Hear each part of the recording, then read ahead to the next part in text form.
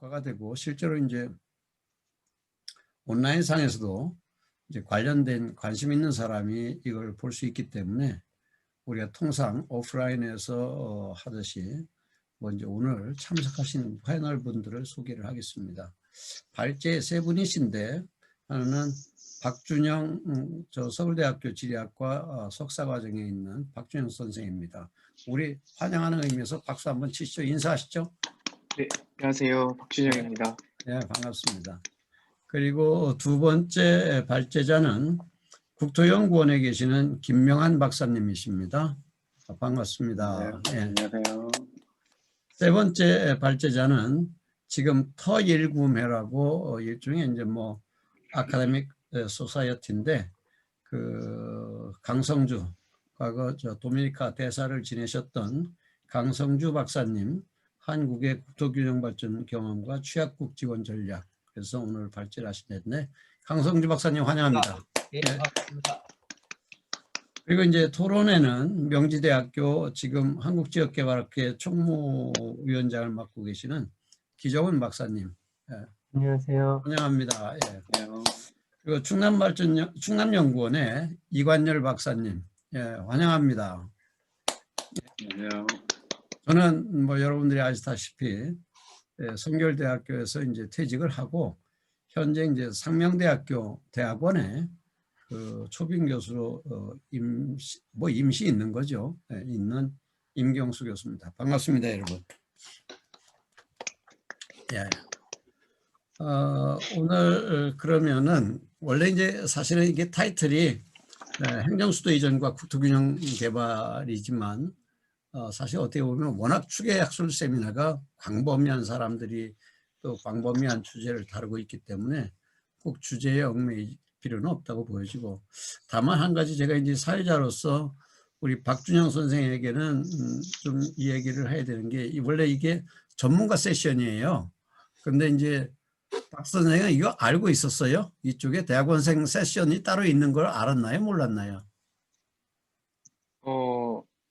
예, 제가 이 세션에 지원을 한 게 아니라 배정을 제 그렇게 주제를 한 보내드렸더니 예, 배정을 여기로 해주셨습니다. 그런 것 같아요. 네, 그래서 네, 이게 이제 학술위원회에서 아마 이제 워낙 많은 이제 뭐 발제자가 모이다 보니까 분류를 이렇게 되는데 지금 이걸 바꿀 수도 없고 그 대신에 박 선생은 대학원 석박사 과정에서 이제 컴피티션이 안 되는 거예요. 사실은 그죠?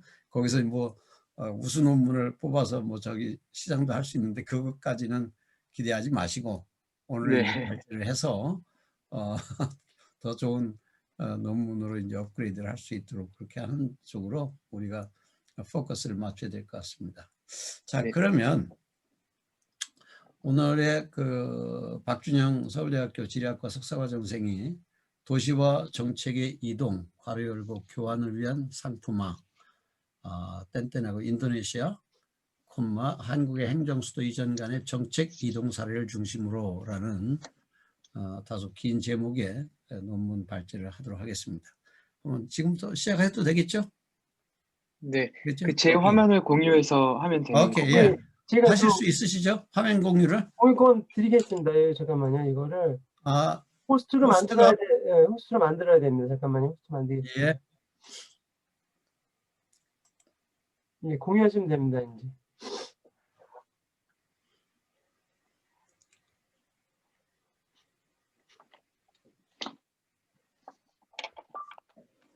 네, 제 화면이 잘 보이시나요? 오케이, 예, 보입니다. 잘 보입니다. 예, 그러면 제 발표를 시작하겠습니다. 네, 저 소개해 주신 대로 저는 서울대학교 지리학과 석사과정에서 공부하고 있는 박준영이라고 합니다. 저는 오늘 도시와 정책의 이동을 위한 상품화, 교환을 위한 상품화라는 제목으로 발표를 하게 되었습니다. 네, 제 발표 순서는 이렇게 5가지 파트로 나눠서 진행하도록 하겠습니다. 네, 먼저 처음에 제가 이 연구에서 활용하고 있는 개념이 정책 이동에 대해서 먼저 설명하도록 하겠습니다. 이제 현대 자본주의 도시 공간에서 도시끼리는 서로 비교의 대상이면서 경쟁의 대상으로 인식이 되고 있습니다. 따라서 이런 경쟁에서 경쟁력을 갖기 위해서 최신의 그리고 인기 있고 그리고 유행하는 정책은 도시 간의 이동이 점점 활발해지고 있습니다. 이런 그 정책 간의 이동이 활발해짐에 따라서 성공적인 이러한 그 정책이 이동하는 그 이유는 성공적인 정책을 모방하는 것이 새로운 정책을 만들어내는 것보다 더 쉽고 더 안전하다고 하는 인식 때문입니다. 그래서 이러한 경향에 맞춰서 이러한 정책 간의 여정을 분석하는 분석 틀로 정책 이전이라는 개념이 발전을 하게 되었는데요. 그렇지만 이 정책 이전은 지나치게 결과론적인 분석이면서 문자주의적인 함정에 빠질 수 있다는 지적을 받아왔습니다. 다시 말해서 정책이 출발하는 지역과 정책이 도착하는 지역, 그 두 지역이 연결되지 않은 채로 단절적으로 분석되고 있다는 그런 비판을 받아온 것입니다. 따라서 이러한 비판은 정책 이전의 규모와 배열에 대한 열린 자세가 필요하다는 제안으로 나아가게 되었고, 이러한 제안이 모빌리티 전환과 맞물리면서 정책 이동, 폴리시 모빌리티라는 개념이 새롭게 제안되었습니다. 그래서 이 폴리시 모빌리티스에 따르면 다양한 정책 행위 주체와 역동적인 과정을 분석하는 것을 시도하고 있는데요. 이 개념에서는 정책과 도시를 기동성이 높으며 복잡하고 다면적인 사회물질의 아상블라주로 전제하고 있습니다. 그렇지만 이렇게 정책 여정을 분석하는 정책 이전과 정책 이동을 비판하는 목소리도 나오고 있는데요. 여러 비판의 목소리가 있지만 대표적으로 빠른 정책, 성급한 정책이라는 번역이 더 맞을 수도 있겠는데요. 패스트 폴리시의 논의에서 비판이 되고 있습니다. 이 비판에 따르면 도시 공간의 역사와 문화적 맥락, 또 도시 공간의 사용자, 거주자, 소비자, 향유자들을 충분히 고려하지 않은 정책의 이동 및 적용을 비판하고 있는 것입니다. 따라서 이런 식으로 이동이 되는 정책들은 실제 정책의 효과는 무시되고 있다는 비판을 담고 있습니다. 네, 그래서 제가 이 개념 틀을 활용해서 분석하고자 하는 사례는 우리 한국의 세종시로의 행정수도 이전과 인도네시아가 현재 추진하고 있는 그 행정수도 이전 간의 정책 이동을 분석을 하는데요. 우리나라 한국에서 시작해서 해외로 수출되는 물건이나 아니면은 뭐 문화적 현상 같은 것들 앞에 K자가 많이 붙어서 저도 이렇게 K 수도이전이라고 한번 이름을 붙여봤습니다. 그렇지만 이 사례를 분석하는 데는 조금 어려움이 있습니다. 왜냐하면은 여기에는 여러 가지 그 이동들이 겹쳐 있기 때문인데요. 우선 이제 서울에서 세종으로 이동하는 하나의 이동이 있고, 인도네시아 현지 수도인 자카르타에서 칼리만탄 섬으로 그 행정소로 이동하는 이동이 있습니다. 그리고 이 각 두 개의 도시와 하나의 이동이라는 이 쌍 간에 정책 이동이 이루어지고 있는데, 어떤 도시에서 어떤 도시로 이동이 되는 것인지, 이동 자체가 이동이 되는 것인지, 이런 개념이 아직까지는 좀 모호한 현상으로 남아 있기 때문에 네, 좀 어려움에 처해 있습니다. 제가 이러한 현상에 대해서는 다음 장에서 더 구체적으로 설명하도록 하겠습니다. 네, 이제 인도네시아 행정수도 이전에 대해서 먼저 사례 소개를 하겠습니다. 인도네시아가 행정수도를 이전하는 데 있어서는 두 가지 주요 원인으로 요약할 수 있는데요. 첫 번째는 현재 수도인 자카르타의 도시 문제입니다. 자카르타와 자카르타의 광역 도시에 많은 인구가 몰려들면서 교통체증이 발생하고 있고, 자카르타는 해수면보다 낮은 곳에 위치하고 있는데 이제 무분별한 지하수가 개발되고 또 기후변화 등으로 인해서 매년 우기 때마다 홍수가 발생하고 있습니다. 제가 이 가운데 줄에 가지고 온 두 사진이 자카르타에서 가장 번화한 지역인 분다란 하이라는 지역인데요. 자세히 보시면 이 두 지역이 같은 지역입니다. 그런데 이제 홍수가 나면 이 아래 사진과 같은 현상이 벌어집니다. 그래서 이 정도로 자카르타가 안고 있는 도시 문제가 심각하다는 것을 표현하기 위해서 이 사진을 가져왔습니다. 그리고 가장 오른쪽에 있는 이 사진의 인물은 현재 인도네시아의 대통령이 조코 위도도 대통령인데요. 대통령으로 당선되기 이전에는 자카르타 주지사를 역임했습니다. 그래서 이제 그가 자카르타의 도시 문제를 해결하기 위해서 열심히 노력했다, 긍정적인 평가를 받고 받고 그 결과로서 대통령이 당선이 되었는데요. 이러한 그의 경력이 현재 행정수도 이전을 하는 것의 진정성을 더 높여주게 되는 그런 효과로 작용을 하고 있습니다. 두 번째 주요 이유로는 인도네시아의 균형 발전인데요. 예, 왼쪽의 사진이 이제 인도네시아어로 써져 있긴 한데 제가 설명을 드리면 여기에 보이는 이 섬이 자바섬입니다. 그리고 자바섬 서북부 쪽에 자카르타가 위치하고 있고 그 현재 행정수도 이전의 후보 지역은 깔리만탄 섬의 동부 지역입니다. 그런데 여기 퍼센테이지를 보시면 위의 퍼센테이지에서는 이건 이제 인구를 나타낸 것인데요. 자바섬이 다른 인도네시아의 주요 섬보다는 좀 작은 편인데도 불구하고 거의 57%에 달하는 인구가 집중되어 있고 아래 그 지도를 보시면 경제적 가치는 거의 60% 가까이가 집중되어 있는 것을 확인할 수 있습니다. 그래서 이런 이런 그 지역적 불균형은 종교나 민족 등과 같은 다른 이유들과 얽히면서 지역 차별과 관련된 이슈가 항상 존재해 왔습니다. 그래서 이런 것들을 타개하기 위해서 이제 인도네시아 전체 국토의 횡적으로 중앙에 위치한 깔리만탄 섬으로 이주하겠다는 계획을 갖고 있는 것입니다. 네, 그래서 이러한 앞서 설명드린 두 가지 주요 이유와 또 다른 크고 작은 이유들로 인해서 인도네시아에서는 여러 차례 행정수도 이전이 논의가 되어 왔었는데요. 오른쪽에 가져온 그림을 보시면 이게 이제 행정수도 이전을 시도한 역사를 표시한 그림인데 이 첫 번째 시도는 이제 그 식민 시절에 시도했던 것을 제외하면 독립 이후에도 정권을 기준으로 4번의 시도가 있었고 현재 4번째 시도를 하고 있는 것입니다.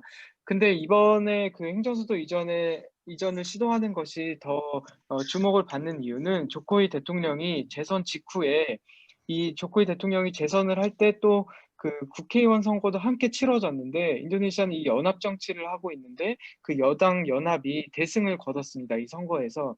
그러면서 자신의 임기가 한참 남아 있을 때 그리고 정치적 영향력이 컸을 때 제안을 한 것이어서 특별히 이번 시도의 행정수도 이전의 실현 가능성을 기대하고 있는 그런 이유입니다. 전반적으로 인도네시아 국내에서 행정수도 이전에 대해서 긍정적인 여론이 형성이 되어 있는데요. 그렇지만 비판의 목소리도 존재합니다. 그 비판을 하는 주된 이유로는 이 환경 파괴의 문제가 있고요. 또 하나로는 실현 가능성에 대한 회의적인 그런 시선도 있습니다. 그래서 이런 것들을 타개하기 위해서 인도네시아 당국은 긍정적인 사회적 상상력의 확산을 위한 노력을 하는데요. 이 긍정적인 사회적 상상력을 확산시키기 위한 주요 전략으로서 다른 국가의 모범적인 행정수도 이전 사례를 참고하고 있습니다. 그래서 주로 참고한 사례는 제가 여기 기사를 참고한 것과 같이 호주의 캔버라나 아니면은 브라질의 브라질리아 같은 이런 도시들을 참고를 했고 그리고 한국의 세종시로의 행정수도 이전도 주요 사례로 참고를 했습니다. 그런데 이제 한국의 사례를 특별히 참고한 이유는 실질적인 협력을 위한 합의까지 나아간 그런 유일한 사례입니다. 현재까지는. 그래서 제가 이 사례에 주목하기 시작했고요. 그리고 제가 방금 한 표현에서 실질적인 협력을 위한 합의라고 표현을 했는데 왜 협력이라고 하지 않고 협력을 위한 합의라고 했는지는 이어지는 장에서 더 구체적으로 소개하도록 하겠습니다. 처음 이제 행정수도 이전을 추진하면서 한국의 사례가 인도네시아로 정책이 이동이 되는 데 있어서 굉장히 빠른 속도로 합의가 이루어졌습니다. 그래서 먼저 인도네시아는 행정수도 이전에 이제 다른 국가들의 협력을 이끌어내기 위해서 구매자로서의 포지션을 갖고 이제 경영학적 마케팅 언어를 통해서 구매자로서의 포지션을 가졌는데요. 여기서 제가 하이라이트한 부분을 보면 새로운 수도의 이미지로 그린, 스마트, 아름다운, 지속 가능성 이런 이미지들을 추구했고 그리고 현대적인 국제적인 기준에 부합하는 새로운 도시를 만들고 싶다는 그런 포부를 밝혔습니다.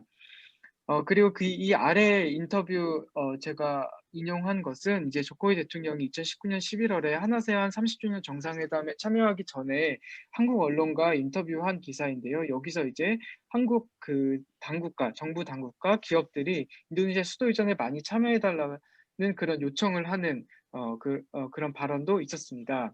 그래서 이에 대한 응답으로 한국은 이제 반대로 판매자로서의 위치를 갖게 되는데, 여기서 앞서 그 인도네시아가 새로운 수도의 비전으로 제시한 그 이미지들을 그대로 받아서 우리가 그런 상품을 제공할 수 있다는 식으로 응답을 하게 됩니다. 그래서 제가 아까 잠깐 말씀드린 2019년 11월에 있었던 정상회담에서 문재인 대통령과 조코이 대통령을 만나서 서로가 그 구매하고 판매하고자 하는 상품이 이렇게 닮아 있다는 것을 확인하게 되고, 마침내 이 서로가 협력을 하고자 하는 기대가 충족이 되게 됩니다. 그래서 이제 성과로서 MOU를 맺게 되는데요. 바로 2019년 11월에 기술 협력 업무 협약을 맺게 되고, 그리고 2020년 1월에는 이 MOU 실행의 첫 이제 활동으로서 그 한국의 국토교통부의 행복청에서 합동 국외 출장단을 꾸려서 자카르타를 방문합니다. 그런 직후에 또 2020년 2월에는 수도 이전 협력관 3인을 인도네시아 현지에 파견을 했습니다. 예, 제가 그래서 2020년 2월 말에 인도네시아를 방문을 해서 현지 조사를 했었었는데요. 그리고 이제 2020년 3월에는 그 인도네시아에서 코비드-19 첫 확진자가 발생했고, 현재까지는 이제 아세안 국가에서 가장 많은 확진자를 나타내고 있습니다. 인도네시아에서. 네, 이상 이렇게 네 가지가 이제 제가 본 사례에서 주요 내용을 요약해서 말씀을 드렸습니다. 그렇지만 현재까지 진행은 굉장히 빠른 속도로 어떻게 보면 가장 이상적이고 모범적인 정책 이동의 사례를 나타내는 것이 아닌가 하고 생각이 들 수 있는데요. 2020년 2월 현지에 그 협력관들을 파견한 이후에는 뭔가 잘 진행이 되지 않는 그런 그 이전과는 다른 모습을 좀 나타내게 됩니다. 제가 인도네시아에서 이제 수도 이전 협력관들이 파견되고 나서 2주, 3주 정도 이후에 제가 그 방문을 했었는데요. 그때 이제 자신들의 역할이 무엇인지를 모르겠다는 좀 대답이 있었고, 그리고 앞으로도 어떤 협력이 이어져야 할지에 대해서 좀 막막함을 갖고 있는 것을 발견할 수 있었습니다.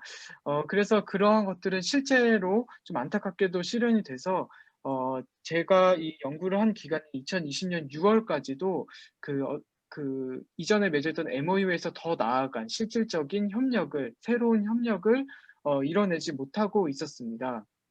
그렇지만 또 반면에 이 수도 이전 협력관들과 그리고 그 한국의 대사관에서는 현재는 신뢰를 쌓아가는 과정이고, 이후에 있을 더 큰 실질적인 협력을 위해서 현재는 신뢰를 쌓아가는 과정이다. 이런 기대를 또 한편으로 갖고 있기도 했습니다. 그렇지만 분명한 것은 처음에 했던 기대만큼은 이 정책 이동 협력을 이뤄내지 못하고 있었다는 것인데요. 그래서 첫 번째는 물론 이제 코비드-19이 가장 큰 원인입니다. 그래서 이제 인도네시아 행정 수도 이전 자체가 진행이 되지 않고 있음에 따라서 그 정책 이동도 이루어지지 있고 있지 않다는 것이 가장 큰 문제이긴 하지만, 제가 주목한 부분은 바로 이 2번인데요. 과연 정책 이동이라는 것에 대해서는 우리가 어떤 문제를 발견할 수 있을지에 저는 집중을 했습니다. 그래서 저의 비판은 앞서 소개해드린 빠른 정책, 성급한 정책의 논의를 활용해서 좀 그 비판을 할 수 있는데, 이 분석 틀은, 그러니까 정책의 여정을 분석하는 분석 틀은 더 정교한 과정, 더 세밀한 과정을 분석하기 위해서 발전을 해왔지만, 이렇게 분석들이 발전하는 것은 정책 이동에 어느 정도의 긍정성을 전제한 채로 발전을 했다고 할 수 있는데, 그렇다면 우리는 정책 여정 자체에는 문제가 없는지를 먼저 따져봐야 하지 않을까 하는 생각을 한 것입니다. 그래서 그 정책 이동 같은 경우에는 어쩔 수 없이 정책과 도시가 상품화가 될 수밖에 없고, 그렇다면 이 도시와 정책에서 교환 가치만이 강조가 될 수밖에 없습니다. 그래서 이 교환 가치가 서로 간에 맞아떨어져서 협력에 대한 합의가 이루어진다고 하더라도 적용 과정에서 제가 그 조사한 사례와 같은 지지부진하게 진행되는 그런 현상들이 발견이 될 수 있는 그런 위험을 갖고 있다는 것입니다. 그렇다면 우리는 그 도시와 정책의 교환 가치보다는 도시의 사용 가치를 더 강조해서 도시 정책을 만들어낼 필요가 있다는 그런 제언을 하고자 합니다. 그래서 현대 자본주의가 분절시킨 현대 도시 공간을 연결시키고 접합시키는 차이의 공간을 실현하는, 그래서 도시에 대한 권리를 실현시키는 그런 시각이 필요하다는 의견을 마지막으로 네, 정리를 하고 싶습니다. 네, 이상으로 제 발표를 마치도록 하겠습니다. 감사합니다. 예, 감사합니다. 우리 박주영 선생이 지금 발제한 그 정책 이동을 위한 상품화, 그래서 수도 이전을 이제 우리 한국도 도모하고 있고, 뭐 사실 도모했다기보다도 행정수도 행정 기능이 퍼펙트하지는 않지만 상당 부분 이전이 됐죠, 사실은. 그리고 그런 것들이 이제 다른 나라의 유사한 어떤 상황에 처한 수도의 어떤 혼잡 문제라든가 환경 문제라든가 또는 뭐 지리적인 문제, 자연 환경적 문제를 공유하면서 해결하려는 그런 차원에서 이제 우리나라나 다른 나라의 이제 인도네시아 사례를 들어서 인도네시아가 중점이 되고 분석의 중점이 되고 다른 나라들의 어떤 수도 이전과 관련한 내용들을 발표를 했습니다. 뭐 토론은 나중에 또 하도록 하고요. 김 교수님, 기 박사님, 예, 아까 이걸 하다 보니까 가끔 이 모니터에 그 대기자, 그러니까 이 세미나를 들으려는 분들이 서너 분 들어와 계시더라고요. 근데 대기하시는 지금 그 권한이 예. 박준영 선생한테 있어가지고 권한을 저한테 넘겨주시든지 아니면 그래야지 그게 할 수 있는데 지금 제가 권한이 네, 제가 넘어와가지고. 다시 호스트 권한을 네. 넘기겠습니다. 제가 그 계시네요. 회의문에 그 됐습니다. 공지를 했기 때문에 소진관 교수님이랑 몇 분이 들어오시려고 그러신 것 같아요. 예, 지금 제가 했습니다. 글쎄, 그지. 예. 왜냐면 박준영 선생 하는 동안 제가 할 수가 없어가지고 그거를. 그랬구나. 그럼 내가 아까 내가 스탑을 하고 할까 하다가 예, 발표를 이렇게 멈추기가 뭐해서 예. 그랬는데 그래서 지금 조현석 지금이라도- 박사님 들어오셨고 소 네? 교수님도 제가 했는데 소 교수님 갑자기 또 안 들어오셨네요. 여기저기 저기 할 수가 있겠죠. 예. 그래서 뭐 들어오실 수 있는 분들을 들어오게끔 지금 해주시. 조현석 박사님 들어오셨습니다. 누구요? 예. 조현석 박사님. 조현석 박사님.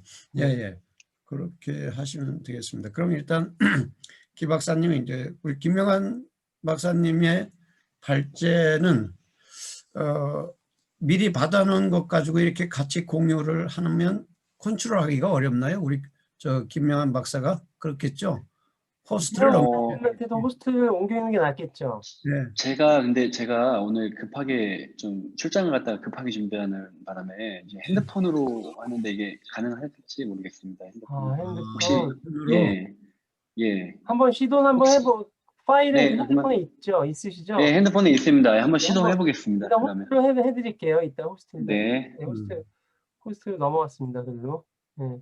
그냥 공동 호스트로 지정하셔도 되는데. 공동 호스트요? 잠깐만. 네. 공동 호스트. 그러면 이렇게 제가 주고받고 그럼 하는 게 다시 좀 넘겨드려야 번거로우실까 봐. 공동 제가 다시 넘겨드려야 되나요? 그러면? 다시 한번 줘보세요. 제가 다시 한번 공동 호스트 한번 해보겠습니다. 제가 어떻게 넘겨드리는지를 몰라서. 잠시만요. 네. 어떻게 넘겨드려야 되는지를 몰라서. 잠깐만요. 참가자, 네, 호스트. 예, 참가자에서. 예, 제가 다시 했습니다. 예. 잠깐만요. 공동 호스트가 여기 기능이 있는지 한번 볼게요. 어디 있나요? 공동 호스트가.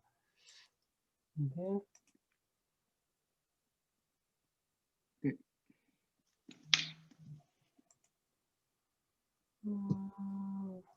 공동 호스트가 내용이 이게 어디 있는지 모르겠네요. 공동 호스트라는 게. 그 호스트 지정하시는 거기에 똑같이 있는데 거기에 더보기에 비디오 모두에게 추천, 호스트 만들기, 이름 바꾸기, 대기실 배치, 공동 호스트라는 게 그게 펑션이 없어요. 그냥 제가 호스트를 드렸다 제가 받았다 할게요. 그게 나을 것 같아요. 왜냐면 잠깐만요. 공동 호스트 그게 없네요. 예. 네, 일단 호스트를 드릴게요. 네.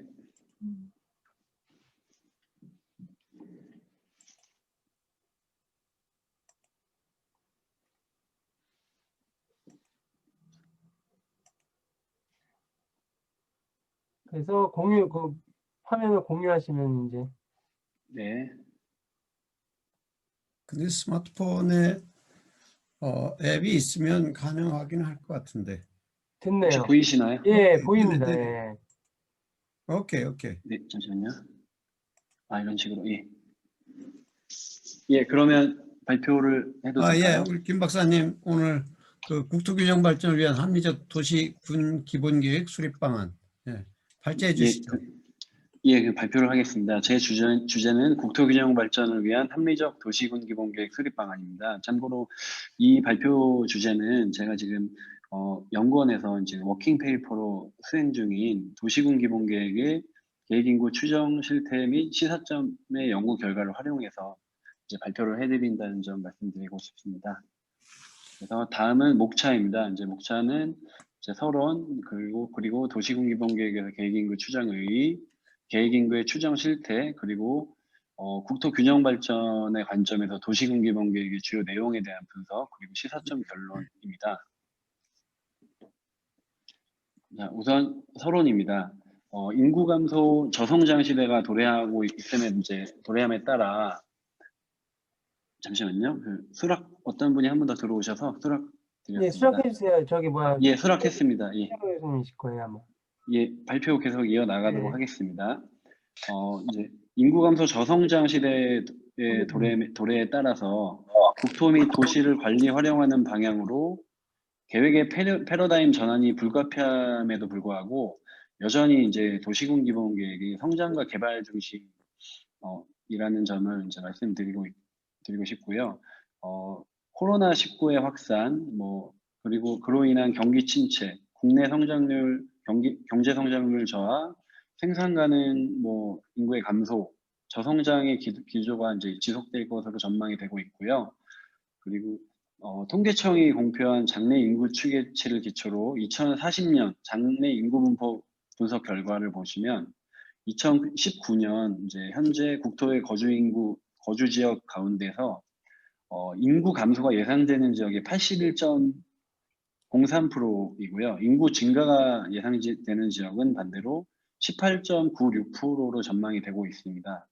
그리고 이제 전국의 123개 도시군 기본계획에 대한 분석 결과 2015년 주민등록 인구를 총 합친 수가 3,940만 명인데 비해서 이러한 도시군 기본계획들의 목표 인구는 5,465만 명으로 굉장히 상대적으로 높다라는 것을 말씀드리고 싶고요. 다음은 국토 균형 발전의 관점에서 이제 국토 및 지역의 지속 가능한 발전을 위해서 합리적인 계획 인구 추정을 바탕으로 하는 도시군 기본계획 수립 및 국토의 균형 발전이라는 이념을 계획 안에서 이제 구현할 필요가 있다는 점을 말씀드리고요. 그리고 인구 지표 같은 경우에는 도시나 지역계획 수립 시에 개발 사업 추진에 따른 계획 인구를 과다 설정함으로써 이런 외연적 확산, 도시의 외연적 확산, 비도시 지역의 난개발, 기간시설 예산 투입의 비효율성 등을 초래하는 근거로도 작용할 수 있고요. 그리고 가장 중요한 지표로 활용되는 계획 인구를 달성 가능하도록 합리적으로 추정할 수 있도록 유도할 필요가 있습니다. 그리고 국토관리의 기본 이념인 국토의 균형 발전이 도시군 기본 계획에 이제 반영될 필요가 있다는 점을 말씀드리고 이러한 측면에서 이 연구의 목적은 국토 균형 발전을 위한 합리적인 도시군 기본계획 수립 방안을 마련하기 위함입니다. 그리고 다음은 분석 대상 및 방법에 대해 말씀드리겠습니다. 분석 대상은 2035년을 목표로 한 계획 수립 과정에 있는 도시군 기본계획들 중에서 국토계획 평가 요청서를 제출한 12개 도시군 기본계획을 대상으로 분석을 하였고요. 이 12개 분석 대상 계획들은 현재 지금 계획을 수립 과정에 있거나 최근에 계획이 수립이 완료된 계획들이라고 생각을 해주시면 될 것 같습니다. 그리고 2035년 시군별 장래 인구 추계를 활용해서 분석 대상 계획 안의 목표 연도별 계획 인구와 비교를 하였습니다. 또한 분석 대상 시군의 최근 5년간의 인구 변화율과 향후 목표 연도의 계획 인구 달성을 위한 인구 변화율을 비교 분석하기 위해서 2014년과 2019년 사이에 시군별 주민등록 인구 통계 자료를 활용하였습니다. 그리고 도시군 기본계획 수립 시 계획 인구 추정 방식에 대한 실태를 분석하기 위해서 12개 대상 계획에 제시되어 있는 사회적 인구, 개발 사업에 대한 사회적 인구에 따른 증가 추정 과정에 대한 사례 조사를 수행하였으며, 마지막으로는 국토의 균형 발전 관점에서 도시군 기본계획의 방향성, 부문별 계획 안의 주요 내용을 분석하였습니다. 다음은 연구의 분석 틀입니다. 첫 번째로는 계획 인구의 추정의 의의에 대해서 알아보고 그 두 번째로는 계획 인구의 추정 실태, 그리고 세 번째로는 균형 발전과 관련된 계획 내용을 분석했고, 이를 토대로 시사점 및 시사점을 도출하고 결론을 제시하였습니다. 다음은 도시군 기본계획에서 계획 인구의 추정의 의의에 대해서 말씀드리겠습니다. 계획 인구는 토지 이용 계획, 상하수도 및 도로 등 기반 시설 계획에 주로 활용되고 있는 지표로서 도시군 기본계획에서는 토지 이용 계획과 밀접한 관계를 가지고 있습니다. 그래서 계획 인구를 토대로 토지 이용 계획을 수립한다라고 이해를 해주시면 될 것 같고요. 이러한 토지 이용 계획 수립 시 주거용지, 상업용지, 공업용지 등 용도별 토지 수요량을 산정을 하고요. 충분한 토지 이용 물량을 확보하기 위해 기초가 되는 계획 인구를 과다하게 설정을 하고 있고요.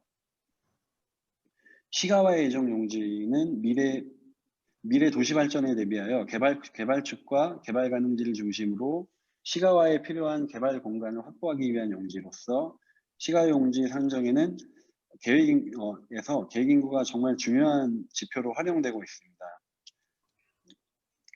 그렇기 때문에 상대적으로 많은 상당수의 지자체가 시가와 지역 내 미개발지를 활용하기보다는 상대적으로 개발 비용이 적게 들고 개발이 쉬운 시가 예정 용지 공급을 우선시하고 있는 측면이 있고요.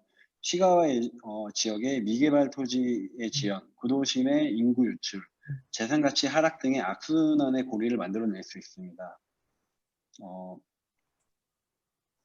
결국 도시군 기본계획에서 계획 수립권자는 목표 연도 계획 인구를 과다하게 설정을 하고 각종 개발 사업에 필요한 시가와 예정 용지를 확보하게 되며 도시의 외연적 확산과 개발 중심의 발전을 유도를 하고 있다는 것을 말씀드리고 싶습니다.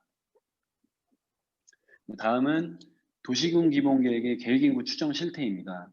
그 중에 이제 첫 번째로는 시군별 장래 분석 대상 12개 대상 계획들의 시군별 장래 인구 추계와 목표 연도 계획 인구에 대해 비교를 해봤습니다. 이 비교 결과 보시면 제가 지금 이제 대상 계획들은 이제 그 기존의 명칭을 사용하지 않고 다 그냥 인위적으로 AA부터 LL군 기본계획까지 이렇게 제가 좀 그 대상 지역의 그런 보호를 위해서 일단은 이렇게 했고요. 보시면 HH 도시기본계획 같은 경우에는 시군별 장래 인구 추계가 24만 8천 명 정도인데요. 계획 인구는 약 53만 5천 명 정도로 대비 215% 이상 높게 나타나고 있고요. 가장 낮게 나타나고 있는 계획은 FF 도시기본계획입니다. 이거는 FF 도시기본계획은 105%로 가장 낮게 나타나고 있음을 확인하실 수 있는데요. 대부분 다 장래 인구 추계보다 훨씬 더 많은 계획 인구를 수립을 설정을 하고 있다는 점을 말씀드리고 싶습니다. 다음은 시군별 장래 인구 추계와 목표년도 계획 인구를 비교해 봤습니다.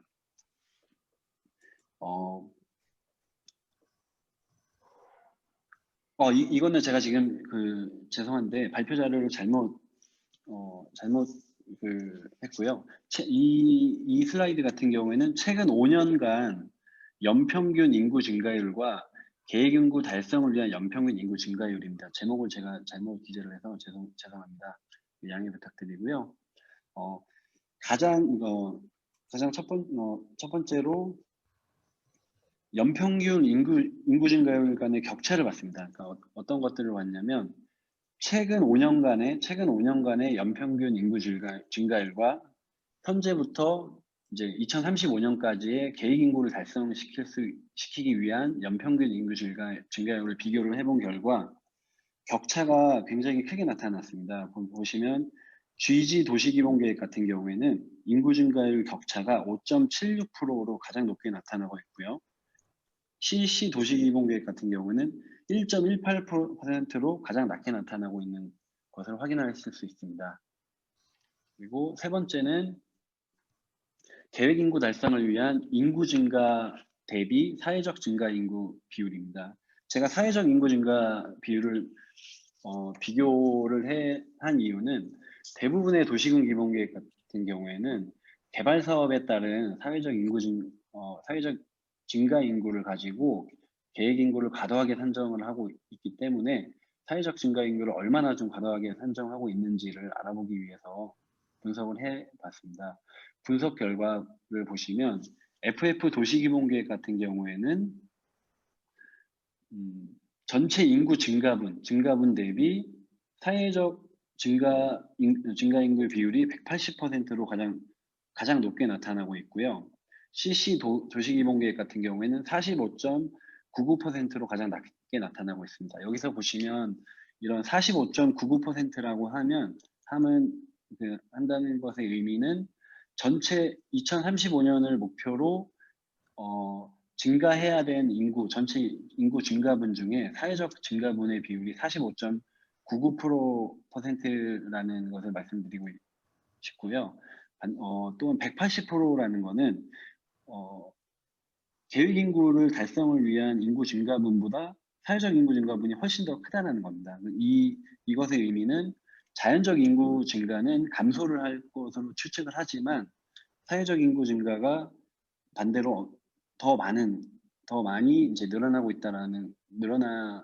있게 계획 인구를 설정하고 있다는 것을 이해해 주시면 될 것 같습니다. 그리고 다음은 사회적 인구 증가, 이 사회적 인구 증가의 추정 과정의 이제 문제점에 대해서 제가 분석을 해봤습니다. 가장 첫 번째 문제점 같은 경우에는 도시군 기본계획 수립 시에는 도시군식 기본계획의 지침에 명시되어 있는 것처럼 각종 개발 사업 같은 경우에는 실시 계획의 인가, 승인을 얻은 사업들만 계획 인구, 그러니까 사회적 증가분의 인구로 산정을 할 수 있지만 그런 개발 사업의 근거가 명확하지 않은 사업들을 포함시킴으로써 사회적 인구 증가를 좀 더 증가해서 과도하게 산정을 하고 있다는 걸 말씀드리고 싶고요. 두 번째는 외부 유입률입니다. 그러니까 외부 유입률은 주택개발, 택지개발, 도시개발, 산업단지개발 등 각종 개발 사업 추진 시 유입인구, 외부에서 들어오는 유입인구를 결정하는 중요한 기준으로서 외부 유입률을 얼마나 산정하는가에 따라서 사회적 인구 규모가 크게 달라질 수 있는데 이런 외부 유입률을 이제 늘리기 위해서 실제 개발 사업에 따른 외부 유입률을 측정하기보다는 그냥 임의적으로 외부 유입률을 이제 좀 더 높게 산정을 함으로써 사회적 인구 증가를 좀 과도하게 책정을 하고 있다는 점을 말씀드리고 있고, 세 번째로는 산업단지 개발에 따른 외부 유입 인구와 주택 및 택지 개발에 따른 외부 유입 인구를 별도로 구분하여 추정함으로써 인구 추정 시에 중복 계상의 가능성이 높아진다는 것입니다. 그러니까 이걸 쉽게 말씀드리자면 산업단지 개발에 따라서 어떤 개발 사업이 일어나면 외부에서 산업단지에 일을 하기 위해서 근로자들이 이제 이주를 하게 되면 그 근로자들이 이제 그 주변에 지어진 택지라든지 아파트라든지 이런 곳에 이제 거주를 하게 될 텐데요. 이 도시기본계획 수립 시에 상당수의 그 계획 수립권자들은 이런 산업단지 개발에 따른 외부 유입 인구와 택지 개발, 주택 개발에 따른 외부 유입 인구를 중복으로 계산을 하고 있다는 점을 말씀드리고 있고요. 다음으로는 이런 뭐 가구당 인구, 기혼율과 같이 이제 사회적 인구 증가의 추정 시에 중요하게 작용하고 있는 원 단위의 출처와 근거가 명확하게 제시되지 않은 채 적용을 하는 경우도 있습니다. 그리고 사회적 인구 추정 시에 그런 타 지역으로 유출되는 인구에 대한 고려사항으로 순이동의 개념을 적용하는 경우에는 각종 개발 사업에 의한 유입 인구가 중복으로 산정될 가능성이 높다라는 점을 말씀드리고 있습니다. 그리고 마지막으로는 뭐 관광객이라든지 통근 통학이라든지 이런 주간 활동 인구를 이제 상주 인구와 합산해서 계획 인구를 과다하게 설정을 하고 있는 것을 확인했습니다. 예, 그리고 다음으로는 국토균형 발전의 관점의 차원에서 이제 도시군 기본계획의 그런 균형 발전 관점 차원에서 대상 도시군 기본계획의 계획 내용을 분석을 해봤습니다. 국토의 균형 발전 같은 경우에는 여러 가지 의미로 사용이 될 수 있을 것 같은데요. 첫 번째로는 주변 지역과의 균형 발전, 두 번째로는 어떤 특정 지역 내에서의 균형 발전의 개념도 활용이 될 수 있고요. 세 번째로는 산업, 관광 등 지역의 특화 산업을 활용해서 특정 지역의 경쟁력을 강화시킴으로써 국토 전반의 관점에서는 이걸 또 이제 균형 발전으로 개념으로도 적용이 가능할 텐데요. 이러한 관점에서 저는 이런 12개 분석 대상 12개 도시군 기본계획의 주요 내용을 주변 지역과의 균형 발전, 그리고 지역 내의 균형 발전, 세 번째로는 지역 경쟁력 강화를 통한 균형 발전 도모의 관점에서 이제 대상 계획을 분석을 해봤습니다.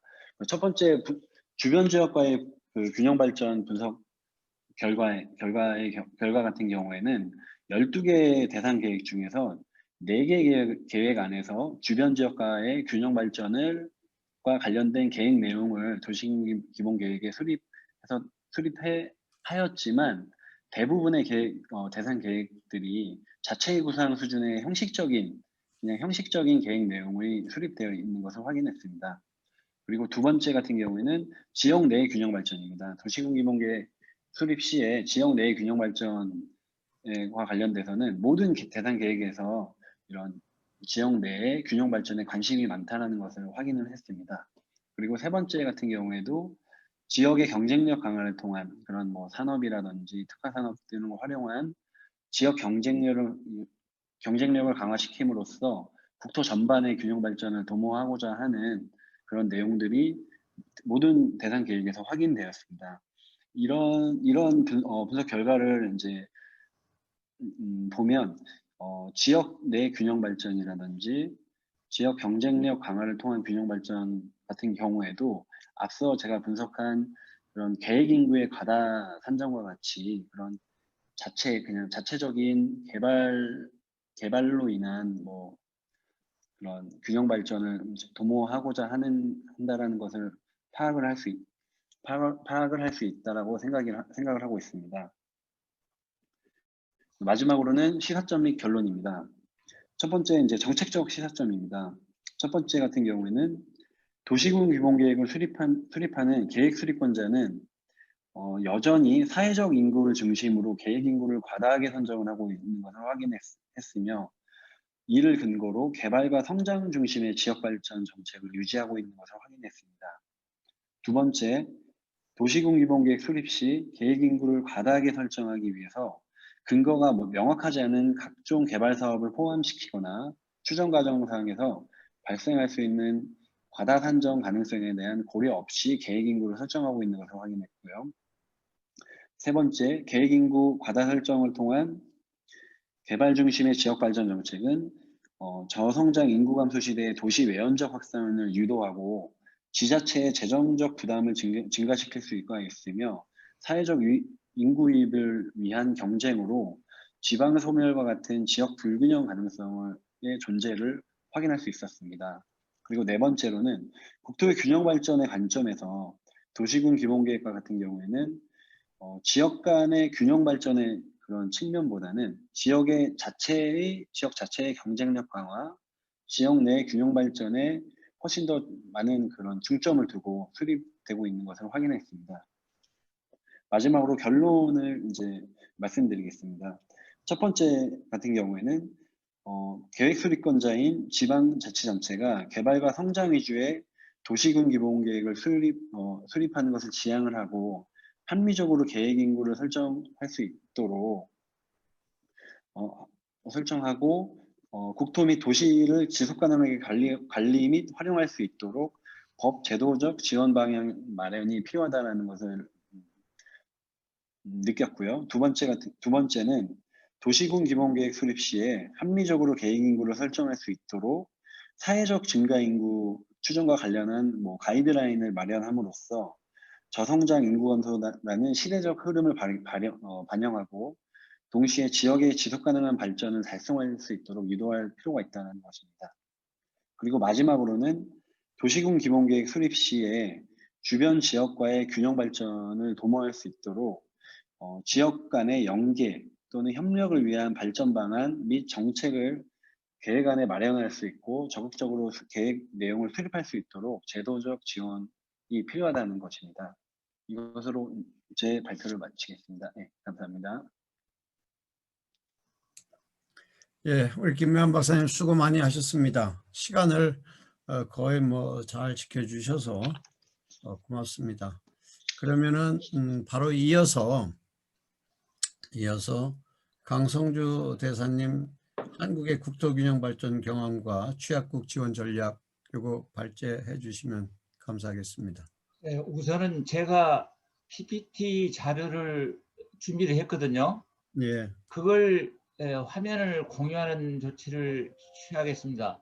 예. 근데 전체 화면 종료를 해야 되는 거죠? 일단은 제가 안 해봐가지고 저기 ESC를 한번 컴퓨터에 ESC를 한번 눌러 보시죠.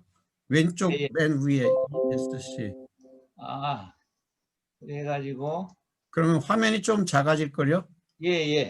예. 그리고 그 밑에 지금 보이시는 화면의 밑에를 보면 여기 참가자, 채팅, 화면 공유 이런 게 나와요. 메뉴를. 예. 거기 가운데 화면 공유가 있습니다. 예. 그걸 한번 눌러 보시죠. 그리고 그걸 켜면 이제 강 박사님이 PPT 만드신 것들이 이 노트북, 강 박사님 가지고 계시는 노트북에 화면이 나올 거고 그걸 클릭을 하시면 화면 공유가 될 겁니다.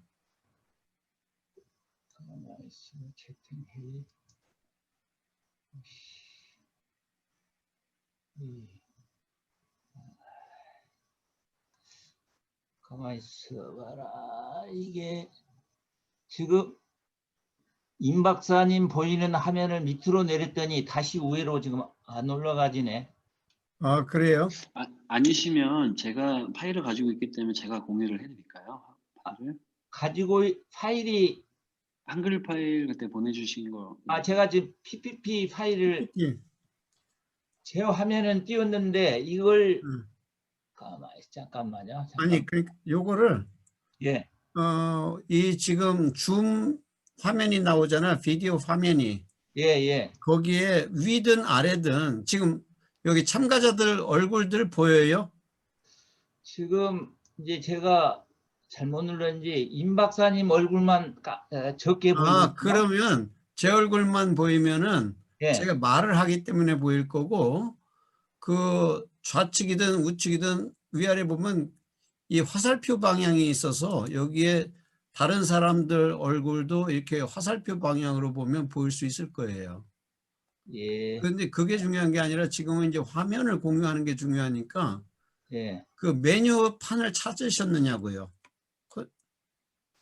이걸 지금 화면을 공유하기 위해서는 예, 그 줌에서 제시하고 있는 메뉴판을 찾아내셔야 되거든요. 메뉴판에. 네, 메뉴판에 보통은 지금 제 노트북에서는 아래에 있거든요. 이 아래, 예, 아래 화면 공유라고 초록색 그 누르시면 되는. 화면 공유라고 초록색이 있어요. 우선은 제가 조치를 취해야 될 게 지금 지금 줌에 그게 화면이 두 개가 나오는데 밑에가 네. 하나는 그 회의로 돌아가기 예약 참가 화면 공유 그 화면하고 그건 말고 이제 또 다른 거가 이제 지금 얼굴을 우리 보고 있는 비디오 화면이 있을 거 아니에요. 그게 안 뜨네. 아니 그럼 뭘 보고, 여기 강 박사님 여기 얼굴 보이는데. 그러니까 제가 지금 뭘 잘못 누른 것 같은데 지금 임 교수님 화면에 제일 예. 우리 상단에 보면 뭐로 돼 있습니까? 홈, 채팅, 회의, 연락처에서 회의로 돼 있습니까? 지금 그거 그거 아니죠? 이게 지금 아, 그러면은 됐습니다. 예, 됐어요. 예, 밑에 노트북의 메뉴를 보셔야 돼. 예, 됐습니다. 응, 그래가지고 공유를 누르고 이제 보입니까? 됐네요. 예. 잠깐만. 됐습니다. 예. 오케이, 예, 이제 됐습니다. 예, 예, 예. PPT. 예, 그러면 발표를 시작하겠습니다. 죄송합니다. 괜찮습니다. 이 네. 먼저 보입니다. PPT 자료로 들어가기 전에 제가 왜 이 학술대회에 참가하게 됐는지 또 제 연구가 뭐 어떤 동기랄까 의미가 있는지를 잠깐 말씀을 드리고 준비한 PPT 자료 설명에 들어가겠습니다. 예, 강 박사님, 예, 한 가지 양해 말씀은 지금 우리가 계획했던 시간보다 자꾸만 늦어지네요. 그래서 예, 제 컴퓨터상의 시간은 8시 52분인데 예, 한 20분 내로 다 끝내주시면 예, 고맙겠습니다. 20분 내로 끝내겠습니다. 가능하면 15분만 쓰셔도 더 예, 좋습니다. 예. 15분 내로 그럼 끝내도록 하겠습니다. 그러니까 10분까지 끝내면 되겠죠? 네. 그 학회에서 보내준 그 행정수도 이전과 국토균형 개발이라는 학술대회 주제를 받고 저는 세종시와 서울을 중심으로 한 국토균형 발전을 논하는 자리라는 생각이 들었습니다. 많은 사실 국내 문제에 대해서는 식견이 부족하여 자연스럽게 현직에 있을 때 ODA 현장에서 경험한 원조 수원국의 국토균형 발전 전략이 떠올랐고 이 분야에 대한 우리의 개발 경험은 어땠었는지를 연결해 보았습니다.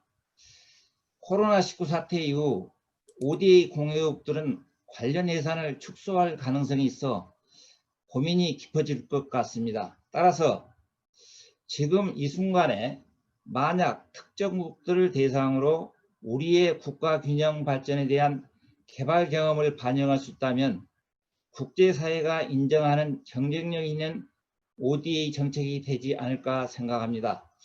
제 발표는 사실 세종시라는 행정수도 이전 문제와는 직접 관련이 없지만 언제 재건의 길로 들어설지 기약할 수 없는 열악한 국가들, 즉 취약국들의 국도 균형 발전 전략과 직결되는 연구라 할 수 있습니다. 이제 제가 준비한 PPT 자료를 중심으로 설명을 드리겠습니다.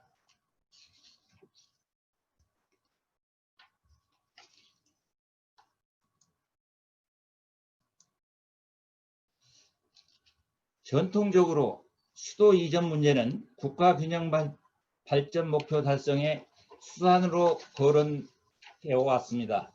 왕조 시대나 근대 민주주의 정치 체제에서나 상부 지도층이 먼저 이전 방침을 정한 후 일반 국민의 지지를 확보하는 하향식 의사 결정 방식이었습니다. 김대중 대통령 후보, 박정희 대통령, 노무현 대통령에 의해 수도 이전 문제가 제기되고 준비된 사실을 보면 잘 이해할 수 있습니다. 그러나 21세기의 한국은 국토가 협소하고 사실상 일일 생활권에 진입한 나라인데, 따라서 우리나라는 국내적인 관점보다 국제 경쟁력 확보라는 관점에서 더 검토할 필요가 있다고 보여집니다.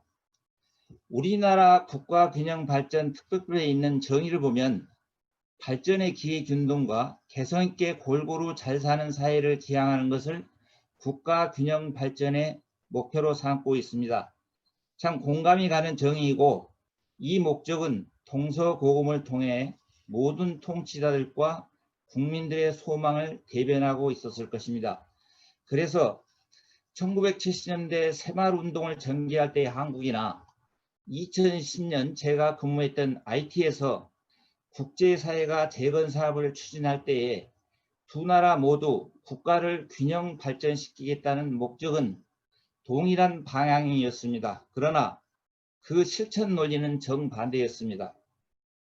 즉, 한국은 상향식 의사결정 방식의 아래로부터의 발전 전략에 IT는 전략을 추진했고 IT는 하향식 의사결정 방식의 위로부터의 발전 전략에 토대를 두고 있었습니다.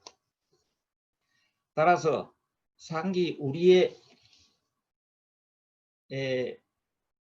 개발 경험과 IT의 지진 재건 사업 시 관찰되는 사례를 비교 분석하면서 바람직한 국가 균형 발전 전략과 취약국 ODA 전략 수립에 참고할 사항을 도출해 보고자 합니다.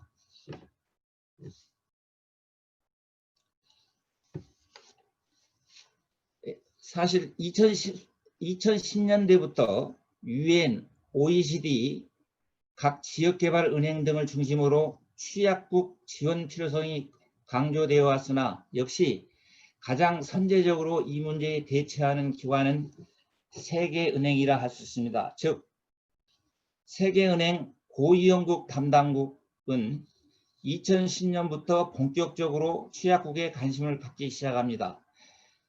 그래서 2016년 보고서에서 취약국 개발 전략으로 마을주도 발전 모델의 중요성을 강조하게 됩니다. 또 더 나아가 세계은행은 2020년 보고서에서 분쟁 후 재건에 중점을 두던 발전 전략에서 분쟁 예방과 분쟁 후 복원력에 초점을 두는 전략으로 선회하는데, 주인의식 고취라는 관점에서 보면 이 두 보고서는 동일한 전략선상에 있으며 우리의 개발 과정에서 경험한 전력과 상통하고 있음을 알 수 있습니다. 다음은 2010년 IT 지진 발생과 재건 과정에서 국가균형 발전 전략이 어떻게 전개되었고 이때 한국은 어떤 지원 전략으로 접근했는지 살펴보겠습니다. 2010년 IT 수도 포르토프랑스에서 전체 인구 1000만 명 중 3분의 1인 300만 명이 운집했고, 이 중 200만 명이 직접적 피해를 당하였습니다. 사망자 30만 명, 그에 버금가는 숫자의 부상자, 텐트 수용 인원 130만 명, 60만 명의 인구가 농촌 지역으로 피신했고 대부분의 주택과 건물이 파손되는 막대한 피해를 입었습니다. 국제사회는 7.3이란 지진 강도에 비해 그 피해 규모가 너무 심각했던 이유를 인구, 행정, 경제 등 모든 것이 수도에 너무 집중되어 있었던 결과로 보고, 이러한 재해 재발 방지책 일환으로 지역균형 발전 정책을 채택 추진키로 합니다. 결국 신속한 일자리 창출을 위해 봉제 공장이 입주할 수 있는 지방공단을 동북부 지역에 설립키로 한 것입니다. 이때 한국은 2010년 1월 경제개발협력기구 원조위원회에 가입합니다. 한국은 원조 수혜국에서 최초로 국제사회의 공여국 일원으로 IT 지진재해 대응에 거국적으로 참여하게 됩니다. 한국 정부는 IT 정부와 국제사회 요청, 한국 공기업체들의 수요 등을 감안 섬유공단 조성을 유무상사업으로 추진하자 노력하게 됩니다. 그러나 국내외적인 상황 변화로 결국 섬유공단 조성 사업을 포기하게 되며 대신 동사업은 IT의 국가균형발전 전략이라는 이름하에 미국 정부와 미주개발은행 그리고 한 한국 공기업체의 공조하에 까락골 공단 건립사업 형태로 진행이 되게 됩니다. 이에 따라서 우리나라는 전력시설 피해진단팀,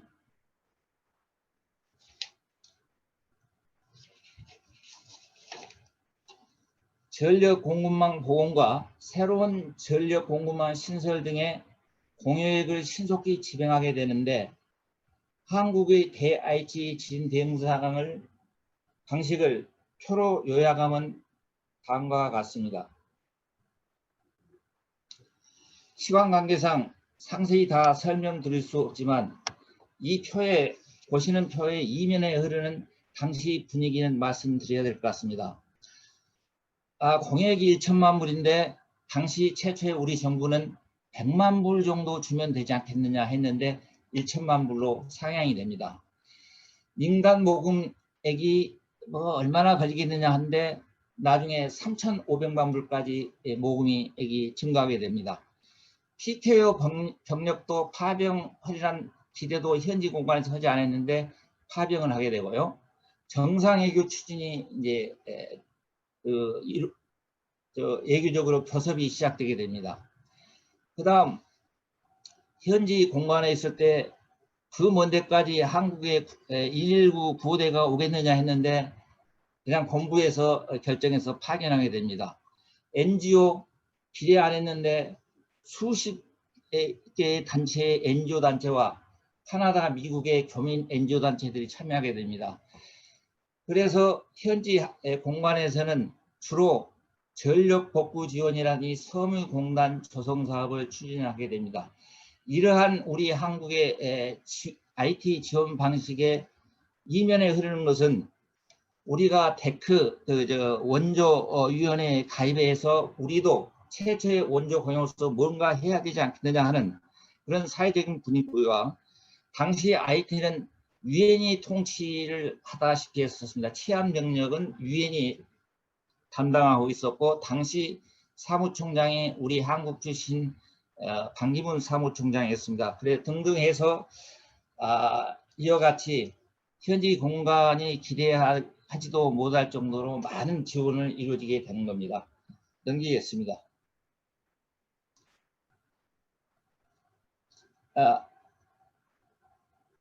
좀 빨리 넘기는데요. 이런 한국 지원 전략을 전부 요약을 해서 말씀드리자면은 이렇습니다. 지진 재발 방지 차원에서 시작된 국제사회의 IT 정부에 그 한국 같은 일부 국가가 어떻게 거스를 수 없는 대세가 된 국가균형발전 전략, 즉 지방공단 조성 사업 앞에서 그 당시 한국 정부 대사관은 수도에다가 공단을 좀 이렇게 건설하자는 주장을 했었습니다. 이러한 한국 정부의 입장을 관철시키거나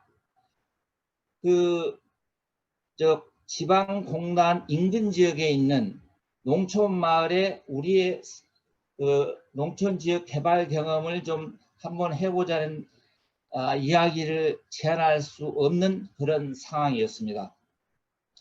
비록 한국 정부는 신속한 초기 대응, 국제사회 중장기적 개발 전략 간파 등으로 빠른 움직임을 보인 것은 사실이었으나 한국에서 지리적으로 멀리 떨어진 IT 제공과 관련한 한국 정부의 선택은 극도로 제약을 받을 수밖에 없었고 따라서 국제적으로 약속한 공여액 1천만 불을 IT 개발과 직결되는 현장 사업에 신속히 쏟아붓는 것으로 만족해야 했었습니다. 이런 상황에서 이제 저희 한국의 국가균형 발전 개발 경험이 무엇이었는지, IT의 ODA 사업을 실시하면서 이러한 한국의 개발 경험을 ODA 전략과 연결시킬 수 있는지를 고민해 보게 됩니다. 최근 소진강 교수께서 시간과 공간의 상호작용이라는 저서를 통해 새마을 운동의 특징을 3가지로 잘 설명하고 있습니다. PPT에서 보시듯이 마을 발전의 지속 가능성 확보 전략 구사, 지역 정부의 혁신 실현, 정책 설계 유연성과 적응력 유지 라는 3가지 특징으로 요약을 하고 있습니다. 마을 주민들의 주인의식을 토대로 한 발전 전략이 밑받침되고 있었던 상향식 지역발전 전략이었음을 보여줍니다. 반면 이미 어느 정도 저희들이 살펴봤듯이 IT 지방공단 조성의 특징은 마을 주민이 아닌 그들만의 사업으로 오너십 부족 현상 지속을 보이고 있었다는 점입니다. 이주 농민들의 항의라든지 환경부 장관을 포함한 환경 관계자들의 비판, 당초 입주 기업들에게 약속했던 항만, 공항 등 인프라 구축 예면, 근로자 수송 대책 미비 등 지금도 인터넷 검색을 하면 지방공단 정책을 비판했던 당시의 기사들을 어렵지 않게 볼 수 있습니다. 또한 IT 진출을 검토하고 있는 외국 기업들은 현재까지도 기조성된 지방공단을 예면하고 있는 것으로 알려져 있습니다. 이 모든 현상들이 주민들의 주인의식과 무관하게 추진된 하향식 지역발전 전략에서 온 한계들입니다.